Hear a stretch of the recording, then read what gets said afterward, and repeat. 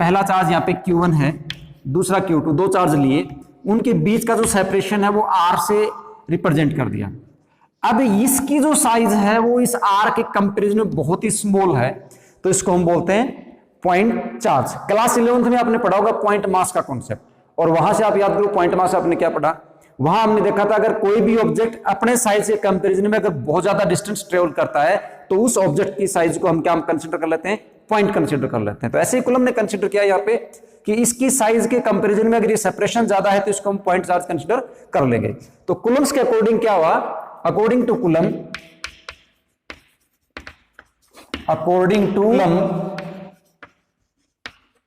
जो फोर्स होता है, force between two charge is directly proportional to product of magnitude of two charge. इन दोनों का मैग्नीट्यूड ले लेता हूं मैं, Q1 का और Q2 के प्रोडक्ट का मैग्नीट्यूड ले लिया, यानी हमें प्लस माइनस से यहां कोई मतलब नहीं है, ये कितना आएगा उससे मतलब है। नंबर 1 तो ये, और जो नंबर 2 है, फोर्स इनवर्सली प्रोपोर्शनल होता है square of the distance between them, इनके बीच में जो भी डिस्टेंस है उसके स्क्वायर के प्रोपोर्शनल होता है। इन दोनों को अगर हमने कंबाइन किया तो कंबाइन करने पे मिला F proportional to Q1 Q2 divided by R square. Proportionality का साइन हटाएंगे तो यहां से मिलेगा F is equal to K Q1 Q2 divided by R square. यहां पे ये जो K है, ये जो K है ये है कांस्टेंट। किसका कांस्टेंट है, प्रोपोर्शनलिटी का जो साइन था उसका कांस्टेंट है।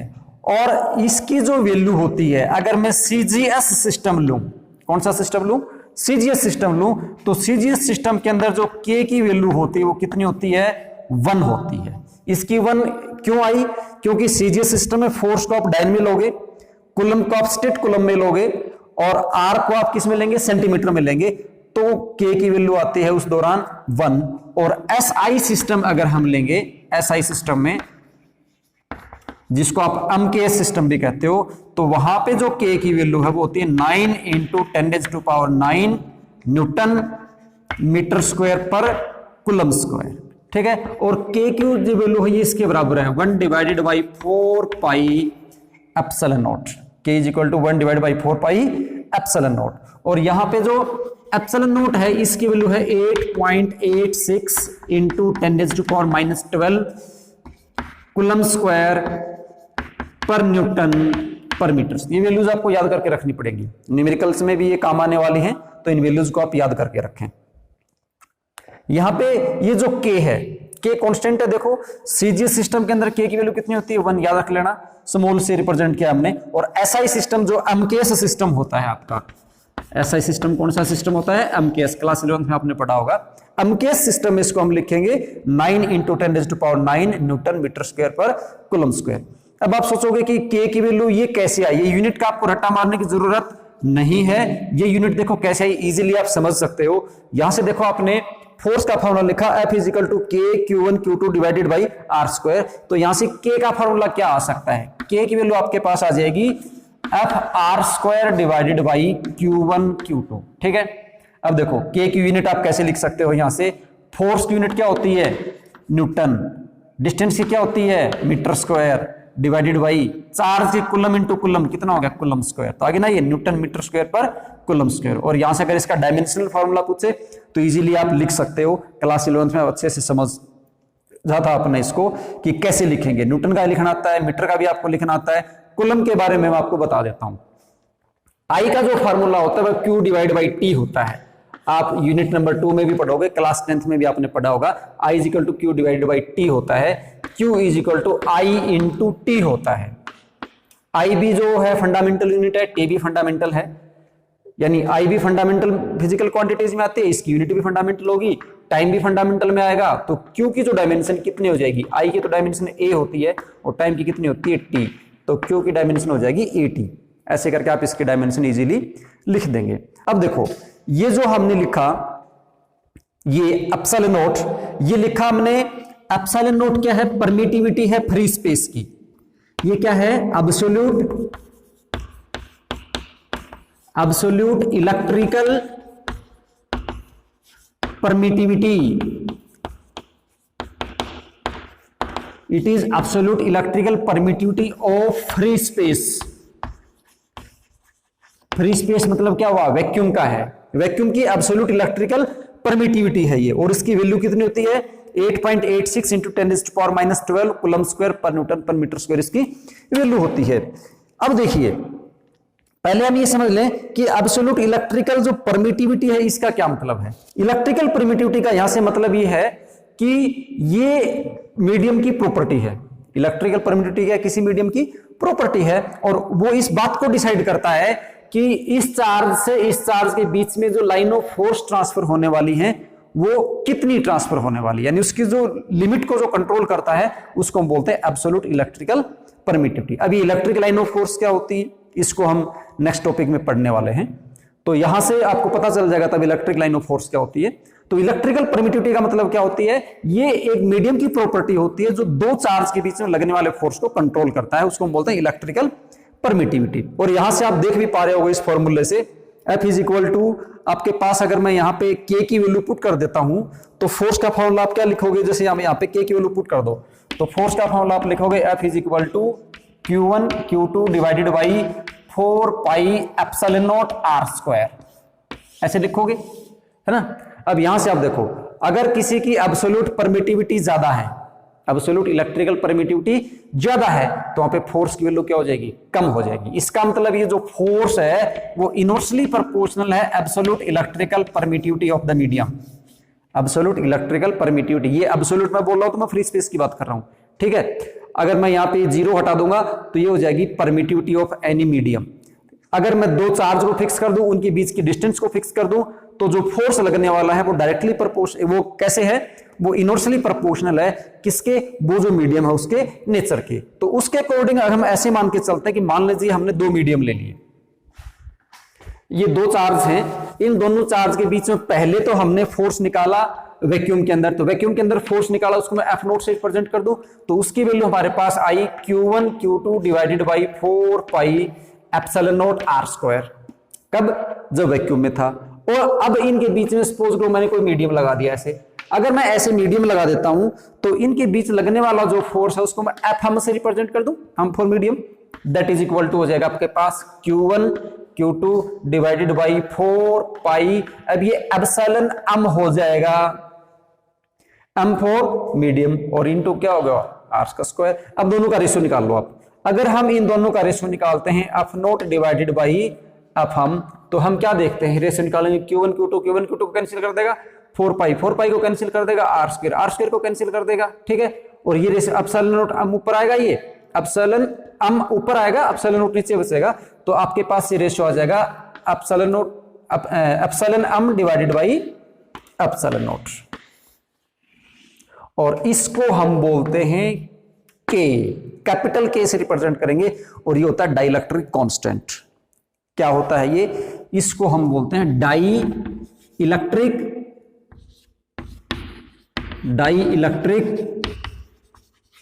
कांस्टेंट। क्या बोलते हैं इसको, डाइलेक्ट्रिक कांस्टेंट। अब ये जो डाइलेक्ट्रिक कांस्टेंट है ये मीडियम टू मीडियम वेरी करता है। यहां से आपको डाइलेक्ट्रिक कांस्टेंट की अगर वैल्यू पूछ ली जाए कि डाइलेक्ट्रिक कांस्टेंट को डिफाइन करो, आप कैसे डिफाइन करोगे, तो दो तरह से डिफाइन कर सकते हो। पहली डेफिनेशन आप यहां से लिख सकते हो, it is the ratio of force of interaction between two charge in vacuum to the medium. अब क्या है, फोर्स ऑफ इंटरेक्शन है, और इंटरेक्शन का मतलब ये पॉजिटिव भी हो सकता है नेगेटिव भी हो सकता है। देखो पॉजिटिव नेगेटिव कैसे, अगर दोनों के दोनों कैसे हैं, पॉजिटिव हैं, तो फोर्स ऑफ इंटरेक्शन F कैसा रहेगा, पॉजिटिव रहेगा। अगर ये दोनों के दोनों नेगेटिव हैं, दोनों कैसे हैं, नेगेटिव, तो भी फोर्स ऑफ इंटरेक्शन कैसा रहेगा, पॉजिटिव रहेगा। अगर इनमें से एक पॉजिटिव है और एक नेगेटिव है तो फोर्स ऑफ इंटरेक्शन कैसा रहेगा, नेगेटिव। तो देखो यहां से हमें एक बहुत इंटरेस्टिंग बात पता चलती है, अगर दोनों चार्ज पॉजिटिव है तो फोर्स का नेचर पॉजिटिव है, यानी फोर्स का जो मैग्नीट्यूड है वो पॉजिटिव आएगा, मैग्नीट्यूड नहीं, फोर्स की वैल्यू कैसी आएगी, पॉजिटिव आएगी। एक पॉजिटिव है, दूसरा क्या है, नेगेटिव, तो फोर्स कैसा आता है, नेगेटिव। अब देखो प्लस और माइनस को क्या करता है, अट्रैक्ट करता है, रिपेल करता है, क्या करता है, अट्रैक्ट करता है ना। प्लस माइनस को क्या करता है, अट्रैक्ट करता है। इसका मतलब अगर फोर्स कहीं पे नेगेटिव है, तो कैसा है वो, अट्रैक्टिव है नेचर के अंदर, attractive force always negative in nature होता है, और जो रिपल्सिव फोर्स है वो हमेशा कैसा होता है, पॉजिटिव होता है। इस बात को भी आप देखो, यहां से पता चलता है बहुत अच्छे से, अगर फोर्स पॉजिटिव है तो रिपल्सिव है, फोर्स अगर नेगेटिव है तो कैसा है, अट्रैक्टिव है। तो डाइलेक्ट्रिक कांस्टेंट की एक डेफिनेशन आप ये लिख सकते हो। दूसरी आप यहां से लिख सकते हो, it is the ratio of electrical permittivity of the medium and absolute electrical permittivity of the vacuum. Electrical permittivity का क्या है, ये रेशियो है डाइलेक्ट्रिक कांस्टेंट के जो होता है वो। अब ये जो के है, ये जो डाइलेक्ट्रिक कांस्टेंट के है, ये क्या करता है, ये किसी भी मीडियम में फोर्स को डिफाइन करता है, फोर्स को कंट्रोल करता है। देखो कैसे, यहां से ये जो हमने लिखा epsilon m divided by epsilon naught is equal to K, तो यहां से एप्सिलॉन m फॉर मीडियम, इसको मैं क्या लिख सकता हूं, एप्सिलॉन नॉट के लिख सकता हूं ना, क्या लिख सकता हूं इसको, एप्सिलॉन नॉट के लिख सकता हूं। तो यहां से अगर हम इसको लिखें तो इसको ऐसे लिखा जा सकता है कि एप्सिलॉन m हमारे पास आया एप्सिलॉन नॉट के बारे में, ठीक है। इसकी वैल्यू आप इसमें रख के देखो, इसकी वैल्यू अगर आप इसमें रखोगे तो फोर्स मीडियम के आपके पास आया Q1 Q2 divided by 4 pi epsilon m है, और एप्सिलॉन m की वैल्यू कितनी है, एप्सिलॉन नॉट के इंटू ये हमारे पास डिस्टेंस होगी r²। तो हम यहां से क्या देखते हैं कि मीडियम का जो फोर्स है वो इनवर्सली प्रोपोर्शनल टू किसके हुआ, डाइलेक्ट्रिक कांस्टेंट के हुआ। Force inversely proportional to dielectric constant के, और यहां से भी एक रिलेशन निकल रहा है आपके पास, F naught by F M is equal to K. तो इसको आप ऐसे भी लिख सकते हो कि जो एफ एम होता है, क्रॉस मल्टीप्लाई कर दो, इसको आप इधर ले जाओ, इसको आप इधर ले आओ, तो एफ एम जो होता है वो होता है एफ नॉट डिवाइडेड बाई के। इसके ऊपर एक बहुत इंटरेस्टिंग क्वेश्चन आता है एग्जाम में, F M is equal to F naught divided by K. यहां से बन क्या रहा था, Q1 Q2 4 pi epsilon not r² को आप क्या लिख सकते हो, एफ नॉट लिख सकते हो। तो यहां से भी आपके पास ये फॉर्मूला अपना F naught divided by K, F M is equal to F naught divided by K. देखिए इस पर से क्या क्वेश्चन एग्जाम में आपके पास बन सकता है। इसमें आपसे ये पूछ सकता है, यहाँ पे जैसे ये दो चार्ज थे आपके पास, और ये दो चार्ज पहले रखे हुए थे एयर में, कहां रखे हुए थे, एयर में रखे हुए थे।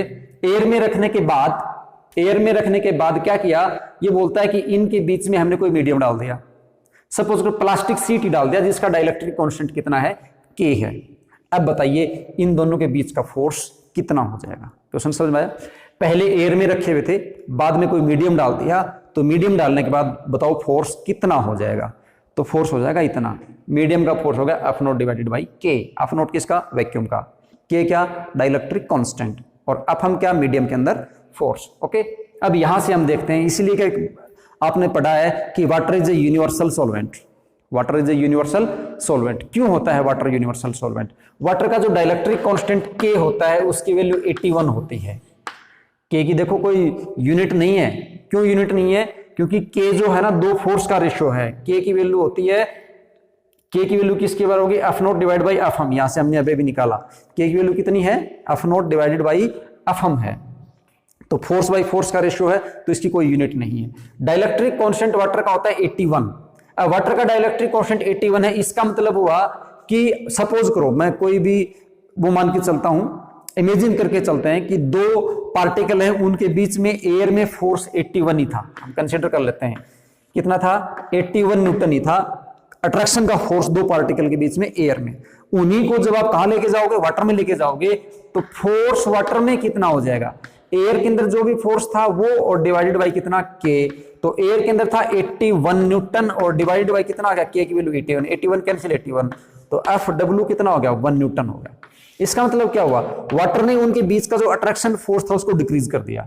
वाटर ने उनके बीच के अट्रैक्शन फोर्स को डिक्रीज कर दिया और उसके कारण वो इजीली डिसोसिएट हो जाते हैं। तो वाटर यूनिवर्सल सॉल्वेंट इसलिए है क्योंकि इसका जो डाइलेक्ट्रिक कांस्टेंट है वो हाई है, और हाई डाइलेक्ट्रिक कांस्टेंट होने के कारण वो क्या करता है, लगभग जो पोलर मॉलिक्यूल्स होते हैं उनको अपने अंदर डिसॉल्व कर लेता है। क्यों? क्योंकि उनके बीच का जो फोर्स है ना, अट्रैक्शन फोर्स, उसको वाटर क्या कर देता है, डिक्रीज कर देता है। और डिक्रीज होने के कारण वो उसके जो मॉलिक्यूल्स हैं वो एक दूसरे से सेपरेट हो जाते हैं। एटम्स हैं, मॉलिक्यूल्स हैं जो सेपरेट हो जाते हैं।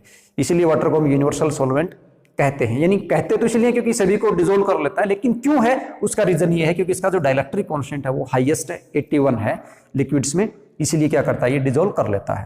तो ये तो होगी हमारे पास बात इस K के लिए।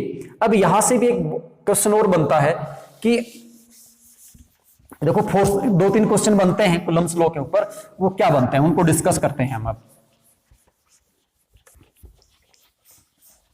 हमने देखा था कि चार्ज को ट्रांसफर करने के 2 वे हैं, एक इंडक्शन है और एक क्या है, कंडक्शन।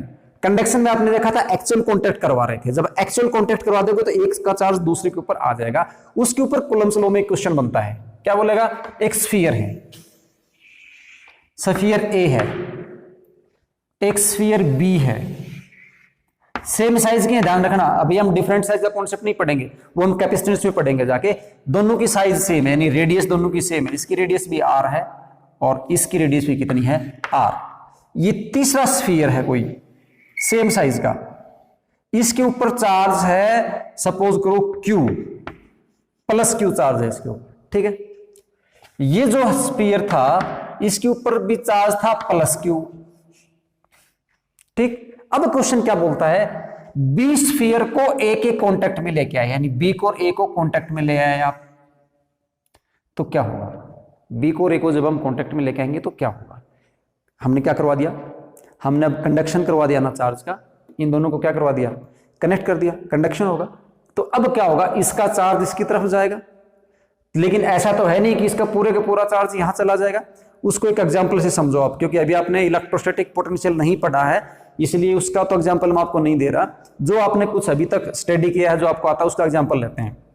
मान लो आपके पास एक ये कंटेनर है, इसमें यहां तक पानी भरा हुआ है, और दूसरा कंटेनर ये है उतनी ही साइज का, ठीक है, और ये खाली है, ये यहां तक भरा हुआ है और ये खाली है। इन दोनों को आपने बॉटम से एक पाइप के द्वारा कनेक्ट कर दिया, क्या होगा, क्या इसका सारा पानी इसके अंदर आ जाएगा, सपोज करो, सुनो, क्या इसका सारा पानी इसमें आ जाएगा, यस और नो। तो आपका आंसर क्या है, नो। अगर सारा नहीं आएगा तो कितना आएगा, तो आपको पता है ये लेवल में आके रुक जाएगा ये, क्योंकि दोनों की साइज सेम है, जितनी इसका बॉटम है उतना ही इसका बॉटम है, ठीक है, यानी जितना इसका रेडियस है या उतना ही इसका रेडियस, हम सर्कुलर मान लेते हैं दोनों को। तो यहां का पानी इधर करके इस पाइप के जरिए इधर आएगा, कब तक, जब तक दोनों का लेवल सेम नहीं हो जाता। यानी इसके अंदर भी लास्ट में जाके इतना पानी बच जाएगा, इसमें भी इतना बच जाएगा। क्यों बचाइए, क्यों, क्योंकि आपको पता है कि जो फ्लो होता है वो higher potential energy to lower potential energy होता है। ये हाइट पे ज्यादा था तो इसके अंदर पोटेंशियल एनर्जी mgs ज्यादा थी, यहाँ पोटेंशियल एनर्जी कम थी, तो वाटर का फ्लो हुआ higher potential energy to lower potential energy. और कब तक हुआ, जब तक दोनों का पोटेंशियल बराबर नहीं हो गया, यानी जब तक दोनों की पोटेंशियल एनर्जी बराबर नहीं हो गई, यानी इसकी दोनों की पोटेंशियल एनर्जी अब क्या हो गई, बराबर हो गई, सेम हाइट के अंदर आ गया ना, तो इसलिए अब कोई फ्लो नहीं हो रहा है। और क्योंकि मैंने साइज बराबर लिया है, साइज बराबर लिया है तो मतलब जितनी अमाउंट इसके अंदर है उतने की उतनी अमाउंट इसके अंदर होगी।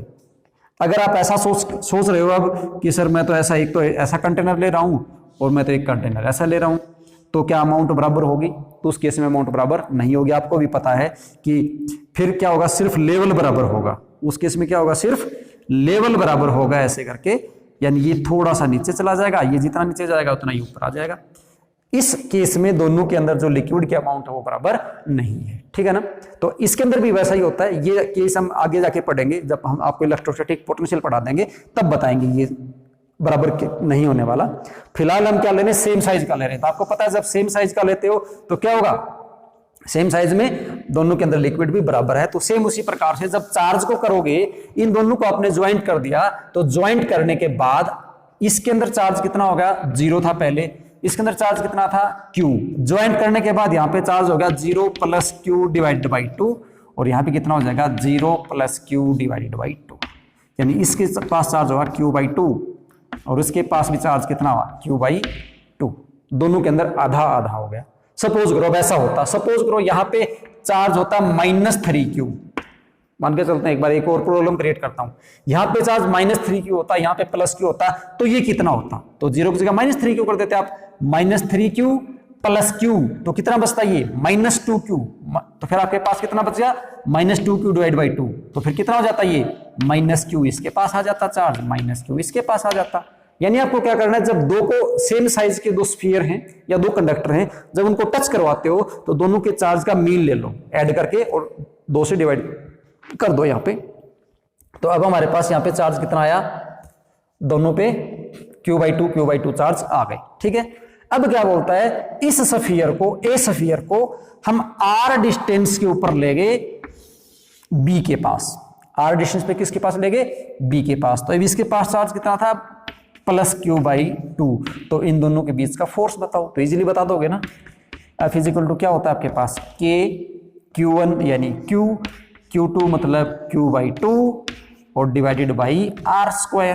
तो कितना आ गया, F = K Q1 Q2 divide by 2 r²।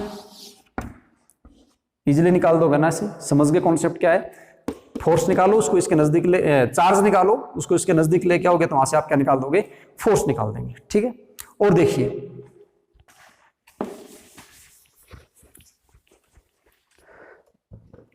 अगर ये चार्ज है +Q, ठीक है, और ये कोई दूसरे ऑब्जेक्ट के पास ले जाता है डाइलेक्ट्रिक में, जिसका डाइलेक्ट्रिक कांस्टेंट कितना है, K है, तो ये उसके ऊपर कितना चार्ज इंड्यूस करेगा, कितना चार्ज इंड्यूस करेगा। ये Q चार्ज जो है किसी डाइलेक्ट्रिक मीडियम K में ले जाया जाता है, तो वो कितना चार्ज इंड्यूस करेगा। तो उस दौरान जो इंड्यूस चार्ज होगा उसकी वैल्यू होगी Q' = -Q × 1 - 1/K। ये वैल्यू याद कर लें,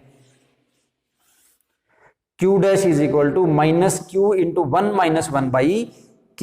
मतलब ऐसा है कि मान लीजिए ये कोई चार्ज था +Q, ये किसी दूसरे ऑब्जेक्ट के पास आया जिसका डाइलेक्ट्रिक कांस्टेंट कितना था, K। तो ये हमने क्या किया, इस बार कनेक्ट नहीं करवाया है, हमने क्या बोला, इंड्यूस बोला। इंड्यूस बोला तभी तो मैंने माइनस का साइन लगाया। इंडक्शन हो रहा है, इंडक्शन के केस में ध्यान रखना, अगर इंडक्शन का केस हो रहा हो तो जो चार्ज होगा ना Q' वो होगा -Q × 1 - 1/K। ये फॉर्मूला आप याद करके रख लें, Q' = -Q × 1 - 1/K। अब K आपको क्या बताया गया, डाइलेक्ट्रिक कांस्टेंट बताया गया। अब ये जो डाइलेक्ट्रिक कांस्टेंट होता है K, इसकी वैल्यूज जो अगर मेटल्स हैं, K फॉर मेटल्स, मेटल्स मतलब कंडक्टर्स, ये होती है इन्फिनिटी। मेटल्स के लिए K की वैल्यू कितनी होती है, इन्फिनिटी होती है। और बाकी जो मटेरियल्स हो गए उनके लिए K की वैल्यू होती है वो ऑलवेज >1 होती है।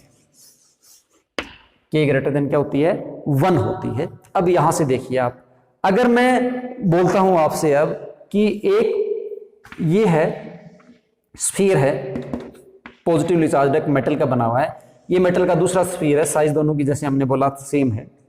तो अगर इंडक्शन में करवा रहा हूं तो इसको अगर मैं इसके नजदीक लेके आऊंगा तो इस पे अगर 2 कूलम पॉजिटिव चार्ज है तो इसके ऊपर कितना डेवलप होगा, तो किसका है, मेटल का है। और आपको पता है मेटल का डाइलेक्ट्रिक कांस्टेंट कितना होता है, इन्फिनिटी। तो यहां वैल्यू जब आप इन्फिनिटी पुट करोगे तो Q' किसके बराबर आएगा, -Q आएगा। इसका मतलब हुआ कि इंडक्शन के अंदर, किसमें, इंडक्शन के अंदर अगर आप एक मेटल स्फीयर को दूसरे मेटल स्फीयर के पास लेके जाते हो तो जो मेटल स्फीयर के ऊपर जो चार्ज इंड्यूस होने वाला है, मेटल स्फीयर के ऊपर जो चार्ज इंड्यूस होने वाला है वो उतना ही होगा जितना उसके ऊपर था। या अगर इधर +Q है तो इधर माइनस आ जाएगा, इधर माइनस है तो इधर क्या आ जाएगा, प्लस आ जाएगा। बट मैग्नीट्यूड में क्या रहेंगे, दोनों के दोनों सेम रहेंगे। मेटल के लिए पता चल गया होगा क्यों रहेंगे, क्योंकि डाइलेक्ट्रिक कांस्टेंट मेटल का कितना होता है, इन्फिनिटी। 1/∞ हुआ 0, तो Q' = -Q। अब अगर ये जो दूसरा स्फीयर आपका था, ये जो स्फीयर है, ये स्फीयर मान लीजिए कोई इंसुलेटर का, जैसे प्लास्टिक बॉल है ना, डाइलेक्ट्रिक मटेरियल का बना हुआ है, तो उसके ऊपर जो चार्ज इंड्यूस होगा वो ये होगा, Q' = -Q × 1 - 1/K। जितना उसका डाइलेक्ट्रिक है उसके अकॉर्डिंग इसके ऊपर चार्ज K की वैल्यू पुट कर देंगे, तो यहां पे हम चार्ज को निकाल लेंगे। ठीक है, एक बात और देखिए, हमने अभी अभी आपको ये बताया कि अगर 2 चार्ज हैं, एक चार्ज ये है Q1, दूसरा चार्ज है Q2, इनके बीच की जो डिस्टेंस है वो R थी, और पूरे की पूरी डिस्टेंस को ऐसे करके हमने फिल कर दिया किसी डाइलेक्ट्रिक कांस्टेंट से, जिसका डाइलेक्ट्रिक कांस्टेंट कितना था, K। मीडियम से कर दिया जिसका डाइलेक्ट्रिक कांस्टेंट कितना है, K। तो यहां से अब इनके बीच में जो फोर्स बनने वाला है F, हम आपको पता है F0 / K होगा, अभी अभी पढ़ा आपने। अब क्वेश्चन ये आता है, अगर मान लो ये पूरे का पूरा ये जो मीडियम है ये पूरा फिल करने की बजाय आप इसको फिल कर देते हो पार्शियली, थिकनेस ये टी है और यहां से लेकर यहां तक के जो डिस्टेंस है इसको मैं डी मान लेता हूं, तो फोर्स कितना होगा, तो फोर्स कितना होगा, तो देखिए तो इसका फोर्स होगा क्या, F is equal to K Q1 Q2 divided by X square, F is equal to K Q1 Q2 divided by X square. अब सोचोगे एक्स क्या है, एक्स की जो वैल्यू है ना वो है D minus T plus T के, ये एक्स की वैल्यू है भाई, इसको ध्यान से, इसका कोई डेरिवेशन नहीं याद कर लेना direct, x is equal to D minus T plus T root K. What is the T, this is the thickness, जितना एरिया या जितना स्पेस आपने डाइलेक्ट्रिक से फिल किया है ये है टी, इतना टी है, ये डाइलेक्ट्रिक था, प्लास्टिक डाला है आपने, जो भी डाइलेक्ट्रिक डाला, Q1 और Q2 के बीच का जो स्पेस था फुल्ली ऑक्यूपाई नहीं किया आपने, पार्शली ऑक्यूपाई किया। D क्या था, Q1 और Q2 के बीच का रियल डिस्टेंस था, तो जो x जो है, x का मतलब इनके बीच में जो इफेक्टिव डिस्टेंस रहेगा वो ऐसे कैलकुलेट करेंगे d minus T plus T by root के, तो ऐसे करके आप इसके बीच में फोर्स निकाल देंगे। F यहाँ पे x की वैल्यू पुट करेंगे, ये वैल्यू, तो यहाँ से आपके पास इनके बीच में फोर्स आ जाएगा। तो ये कूलम्स लॉ के कुछ क्वेश्चंस थे।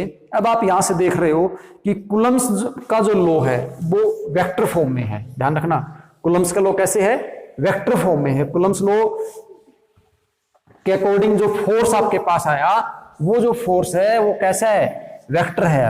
और वैसे भी आपको पहले से पता है कि फोर्स हमेशा क्या होता है, वेक्टर होता है, ठीक है ना।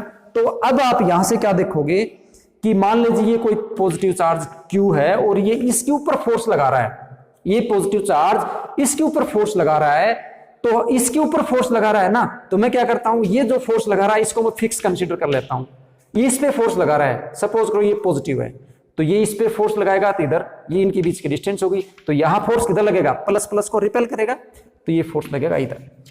तो इस फोर्स को मैं नाम दे देता हूं F, इसको Q1 बोल देता हूं, इसको Q2 बोल देता हूं, F21, 2 के ऊपर फोर्स लगा किसके द्वारा, 1 के द्वारा, तो ये मेरे पास हो जाएगा F is equal to K Q1 Q2 और divided by square of the distance, के छोटा ध्यान रखना, स्क्वायर ऑफ द डिस्टेंस कितना है आर स्क्वायर। अब देखो एक्शन कहां से हुआ, 1 से, किसकी तरफ, 2 की तरफ, तो ये लिखा जाएगा R12, और इसको अगर आपको वेक्टर में लिखना है तो यहाँ पे यूनिट वेक्टर लगा दोगे R12। 11th क्लास में तो आप अच्छे से पढ़ चुके हो कि वेक्टर फॉर्म में कैसे लिखा जाता है, इस पे कंफ्यूज मत होना। यहां पे मैं 2-1 लिख रहा हूं, यहां पर मैं इसको 1-2 लिखा, 2-1 का मतलब है 2 पे फोर्स लगा किसके द्वारा, 1 के द्वारा, तो ये हो गया 2-1। अब लगा कहां से, 1 से 2 की तरफ लग रहा है, तो ये जो डिस्टेंस है ये है R12, ओके।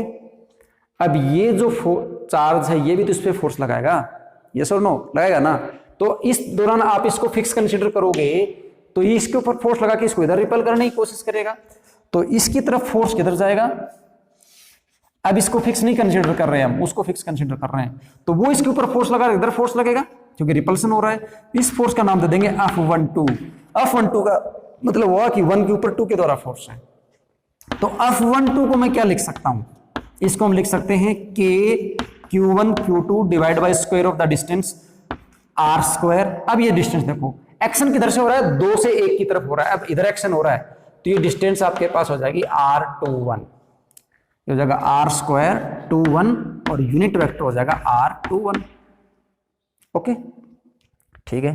अब देखो R21 में और R12 में क्या डिफरेंस है भाई, मैं यहां से यहां जाता हूं तो 1-2 हो जाता है, इधर से इधर जाता हूं तो 2-1 हो जाता है, मैग्नीट्यूड तो उतना ही है। क्या इन दोनों के बीच में अगर मैं यहां से यहां जाता हूं और यहां से यहां आता हूं तो डिस्टेंस पे कोई फर्क पड़ता है क्या, नहीं पड़ रहा ना, डिस्टेंस तो सेम है, डिस्टेंस सेम है, इसका मतलब अगर कोई एक डिफरेंस है तो वो डिफरेंस इनकी डायरेक्शन में है, किसमें है, डायरेक्शन में है। और वेक्टर में आपको पता है अगर डायरेक्शन अपोजिट हो तो हम नेगेटिव साइन लगा देते हैं। तो एज हम क्या देख रहे हैं, R12 है वो इज इक्वल टू है माइनस ऑफ R21 है, R12 किसके बराबर, माइनस ऑफ R21 है।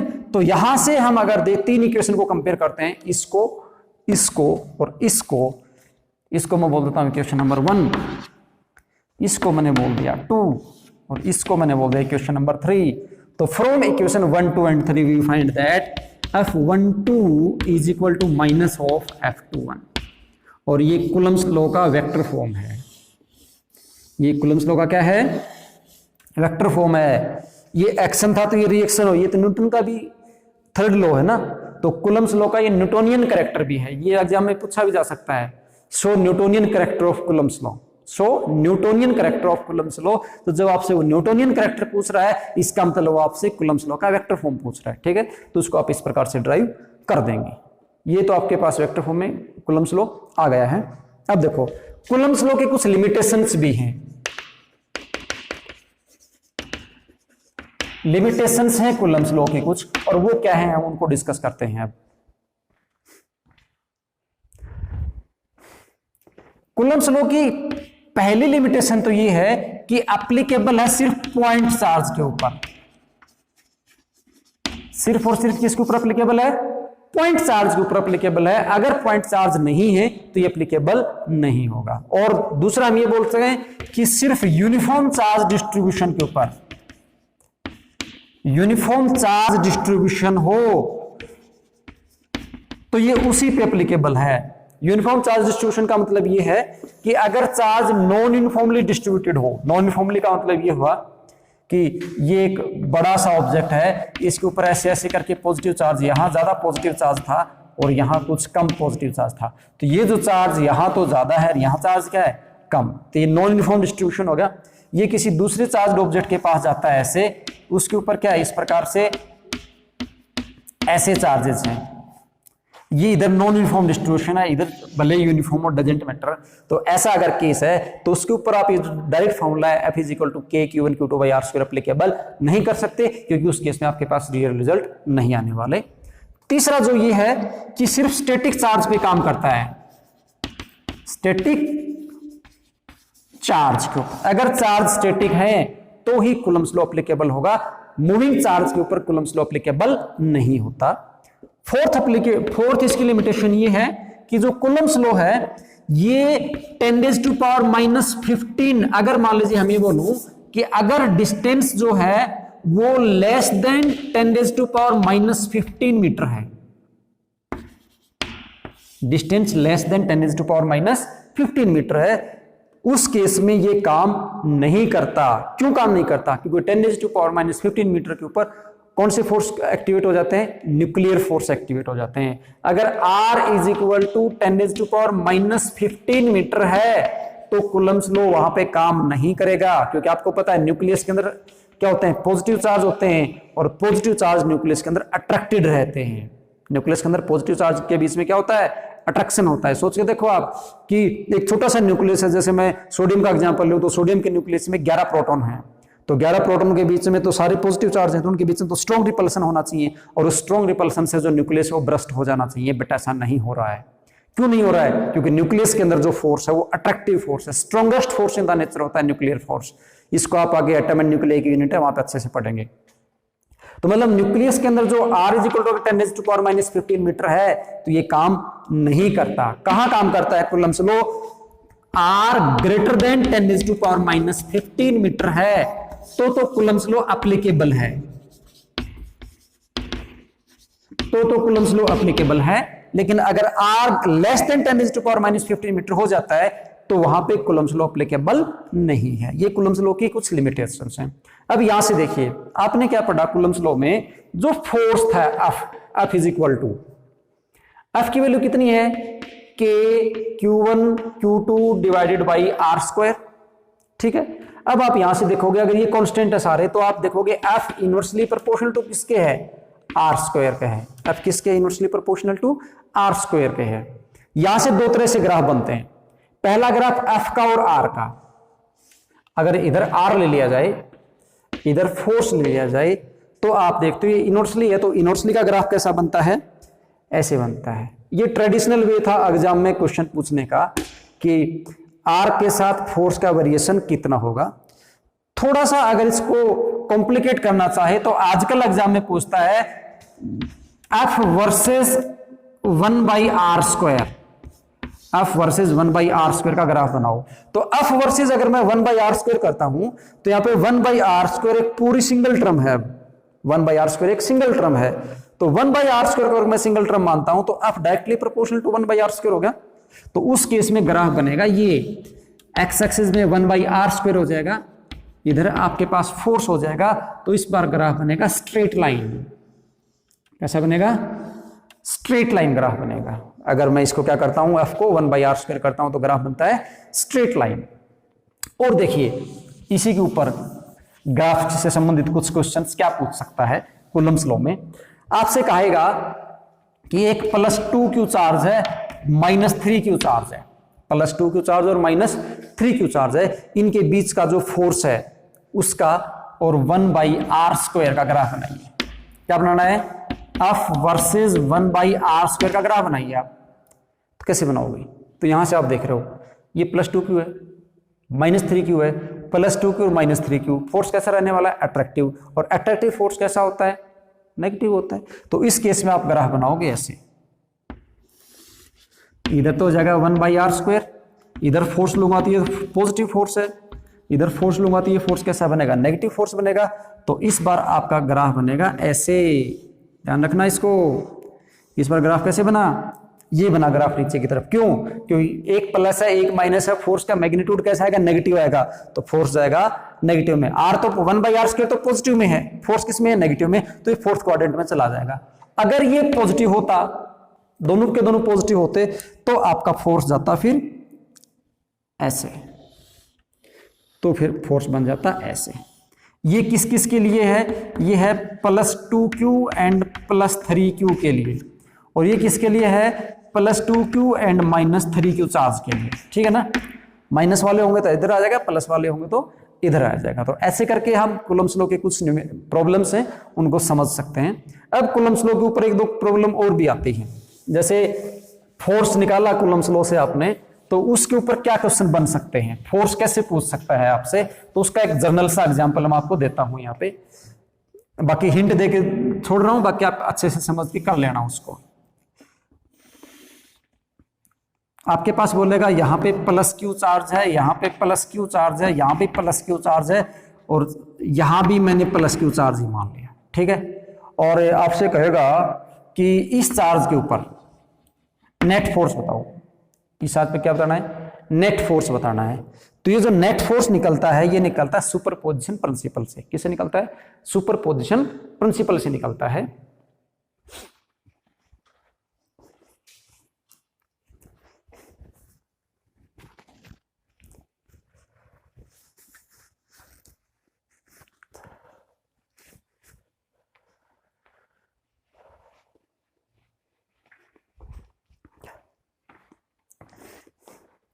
और वो सुपरपोजिशन प्रिंसिपल क्या बोलता है? वो ये बोलता है कि इसके ऊपर जो लगने वाला जो नेट फोर्स होगा ना, वो इसके फोर्स का, इसके फोर्स का और इसके फोर्स का वेक्टर सम होगा। क्या होगा? वेक्टर सम होगा, जो रिजल्टेंट होगा वो। तो देखो निकालते हैं। इसके ऊपर फोर्स निकालना है, तो आपको बताया था जिसके ऊपर फोर्स निकालना है उसको हम फिक्स नहीं मानते। इसके कारण अगर मैं इसके ऊपर फोर्स निकालूंगा तो ये तो फिक्स है, यानी ये इसके ऊपर फोर्स लगा के इसको अट्रैक्ट और रिपल करने की कोशिश कर रहा है, तो इसके ऊपर फोर्स किधर लगेगा? डाउनवर्ड लगेगा। इसको मैं F1 मान लेता हूं, तो F1 की वैल्यू कितनी हो जाएगी? k q into Q square divide by distance x मान लेता हूं, x स्क्वायर इधर होगा। अब इसके ऊपर इसके कारण फोर्स निकालोगे तो इधर चला जाएगा, तो उसकी डायरेक्शन होगी ये। तो ये आपके पास क्या होगा? F2, इसकी वैल्यू कितनी हो जाएगी? k क्यू स्क्वायर और डिवाइड बाय कितना होगा? x square. अब देखो तीसरे का हम बाद में निकालेंगे, पहले इन दोनों का निकालते हैं। ये और ये 90 डिग्री के ऊपर हैं और दोनों वेक्टर हैं, अलग अलग डायरेक्शन में काम कर रहे हैं। 11th क्लास में आपने पढ़ा कि इस प्रकार से अगर किसी एक पॉइंट के ऊपर दो वेक्टर्स काम कर रहे हो तो उनका रिजल्टेंट हम लगाते हैं parallelogram law of vector addition से। किससे निकालते हैं? Parallelogram law of vector addition से। और उसका जो रिजल्टेंट का फॉर्मूला था R = वो था a² + b² + 2ab cos theta और इसका अंडर। ऐसे था ना? तो यहाँ पे a तो हमारा क्या है? पहला फोर्स है, b क्या है? दूसरा फोर्स है, और थीटा क्या है? इनके बीच का एंगल है। तो इनके बीच का एंगल तो 90 डिग्री, cos 90 तो 0 हो जाएगा। a² + b² में दोनों का रिजल्टेंट। तो रिजल्टेंट यहाँ ये जो रिजल्टेंट फोर्स निकलेगा वो इन दोनों का वो मेरे पास आने वाला है f1 square plus f2 square. क्या आएगा? f1 square plus f2 square, यह आ जाएगा root of f1 square plus f2 square. ठीक है, वैल्यूज बाद में पुट कर देंगे। ये बिल्कुल इनके बीच बीच जाएगा। ये एंगल भी कितना बचेगा? 45 डिग्री इधर, और ये भी कितना? 45। क्यों? क्योंकि दोनों का मैग्नीट्यूड सेम है। अब देखो, इसके ऊपर मैंने इसके कारण फोर्स निकाल लिया, इसके कारण एक और बच गया ये, इसके कारण निकालना है तो वो ऐसे काम करेगा, तो उसकी डायरेक्शन भी इधर ही जाएगी। तो ये एंगल 45 बनेगा, ये 45 बनेगा, तो ये 45 बिल्कुल इस लाइन के अकॉर्डिंग जाएगी। तो यहाँ पे ये जो फोर्स है F3, इसकी वैल्यू कितनी हो जाएगी? KQ स्क्वायर डिवाइडेड बाई, ये डिस्टेंस हो जाएगी x√2। डायगोनल की वैल्यू कितनी होती है स्क्वायर की? x√2। ये भी हमने स्क्वायर मान रखा है, तो x√2, तो उसका स्क्वायर करेंगे तो हो जाएगा 2x स्क्वायर। ठीक है ना। अब देखो, इसके ऊपर दो फोर्स हैं, एक F3 है, वैल्यू है KQ square by 2x square, एक F है, वैल्यू है F1 प्लस F2 का स्क्वायर। नेट फोर्स निकाल देंगे सेम डायरेक्शन में तो ऐड हो जाएंगे। तो नेट फोर्स F नेट कितना आ जाएगा? वो आपके पास आ जाएगा KQ square divide by 2x square plus F1 और F2 की वैल्यू सेम है, दोनों की वैल्यू क्या है? सेम। इसको मैं 2F1 मान लेता हूं, तो इसका रिजल्टेंट कितना आ जाएगा? 2F1 का स्क्वायर का रूट आ जाएगा, है ना। और इससे बाहर निकालेंगे तो ये आपके पास हो जाएगा, ये आपके पास हो जाएगा F1√2। F1 की वैल्यू पुट कर देते हैं, कितनी है? KQ square divide by x और इनटू क्या हुआ? √2। यहां से कॉमन क्या आ रहा है आपके पास? KQ square by x square common आ रहा है, आपके पास बच गया 1/2 प्लस √2। ये नेट फोर्स लगा इस चार्ज के ऊपर, इसके ऊपर नेट फोर्स। इसको आप ऐसे भी सोल्व कर सकते हो, आपके पास ऐसी भी प्रॉब्लम आ सकती है। ये ट्रायंगल दे दी आपको, इक्विलैटरल ट्रायंगल दे दी, और इक्विलैटरल ट्रायंगल का ये सेंट्रोइड है। यहाँ पे एक -q चार्ज रखा हुआ है, यहाँ +q चार्ज है, यहाँ +q चार्ज है, यहाँ +q चार्ज है। इसके ऊपर आपको नेट फोर्स निकालना है। हिंट देके छोड़ रहा हूं, खुद सोल्व कर लेना। कैसे निकालोगे? पहले तो आपको ये डिस्टेंस निकालनी पड़ेगी, ये डिस्टेंस कितनी है, ये डिस्टेंस कितनी है, और ये डिस्टेंस सभी सेम आने वाली हैं। तो पहले आप ये डिस्टेंस निकालोगे, और इसका डायरेक्ट फॉर्मूला होता है, क्लास 10 में आपने सीखा होगा, आपको अच्छे से याद है, नहीं याद है तो सीख लेना, मैं आपको नहीं बताऊंगा यहाँ पे। ठीक है। अब इसके ऊपर मैं इसके कारण फोर्स निकालूंगा, तो ये माइनस का है, ये किसका है? प्लस का है, तो अट्रैक्ट करेगा, तो इस पे फोर्स आ जाएगा इस डायरेक्शन में, इस पे फोर्स आया इस डायरेक्शन में। इधर देखोगे, इस -q के ऊपर +q के कारण फोर्स देखोगे तो वो आ जाएगा इस डायरेक्शन में। अब इन दोनों का मैं रिजल्टेंट निकालूंगा, तो ये एंगल कितना बनेगा? इक्विलैटरल है तो ये 60 होता है ना, तो ये 30 डिग्री बना। ये भी कितना बना? 30 30 30 60, तो एंगल कितना बना? 120। तो इसका जो रिजल्टेंट आने वाला है वो इधर आएगा नीचे की तरफ, बिल्कुल बीचों बीच आएगा, क्योंकि दोनों का दोनों मैग्नीट्यूड सेम है। ये F रिजल्टेंट आ गया इन दोनों का। ठीक है। अब देखो, अब इस नेगेटिव चार्ज के ऊपर इस पॉजिटिव के कारण फोर्स निकालना है, तो यह इसको अपनी तरफ अट्रैक्ट करेगा, तो इसकी डायरेक्शन क्या रहेगी? ये रहेगी। ये मैं बोल देता हूं F3। अब इसके ऊपर जो नेट फोर्स है वो किसके बराबर है? F3 माइनस FR कर दो, या FR माइनस F3 कर दो, जो भी ज्यादा है उसमें से कम वाला घटा दो, तो उसके ऊपर आपके पास नेट फोर्स आ जाएगा। तो यहाँ पे जो नेट फोर्स आने वाला है F रिजल्टेंट, वो आ जाएगा FR माइनस F3। मैग्नीट्यूड ले लेता हूं, जो भी हो पॉजिटिव आएगा। डायरेक्शन किसकी बचेगी? जो बड़े वाला है, जो बड़ा फोर्स उसकी, अगर ये बड़ा है तो डायरेक्शन इधर आ जाएगी, ये बड़ा है तो डायरेक्शन इधर आ जाएगी। तो ऐसे करके कूलम्ब्स लॉ को यूज करते हुए आप कोई भी न्यूमेरिकल सॉल्व कर सकते हैं।